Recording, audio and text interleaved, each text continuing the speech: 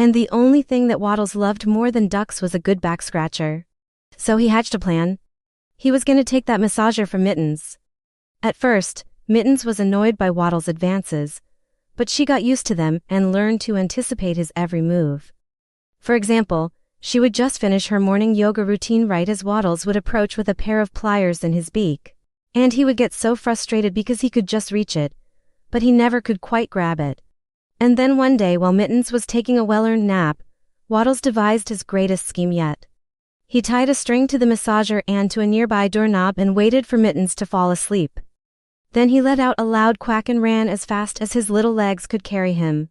Now normally, Mittens would be up in a flash, but today she slept through it all. Waddles opened the door, grabbed the massager and ran outside into the garden where he proceeded to rub the massager all over his body. It was a glorious feeling. Mittens finally awoke to an empty bed and a faint, vibrating noise coming from somewhere outside.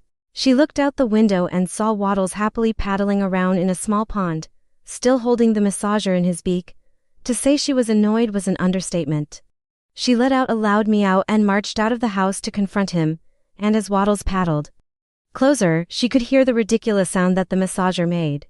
And as soon as she heard that sound, she knew exactly what she had to do. She let out a loud yell and pounced towards Waddles, who dropped the massager in surprise and swam as fast as he could towards the safety of the pond's edge. But it was too late. Mittens had already grabbed the massager and was licking her paws in delight. Waddles tried one last time to plead his case, but Mittens just gave him that look. You know the one, the condescending look that cats give to dogs. Yeah, that one. And as she turned the massager on, Waddles noticed something. The vibrating part of the massager was actually a small motor that also turned the blades of a nearby fan. And as the motor whirred, the blades spun, creating a small breeze that ruffled Mittens' fur. And she loved it so much that she allowed Waddles to hold the massager while she laid down for a well-deserved nap. And they both fell fast asleep. And if you ever see a cat and a duck taking a nap together, well, you can assume that they're best friends. The end. Once upon a time in a kingdom not so far away was a duck named Waddles and a cat named Mittens. And Mittens had something that Waddles wanted very badly, a vibrating back massager.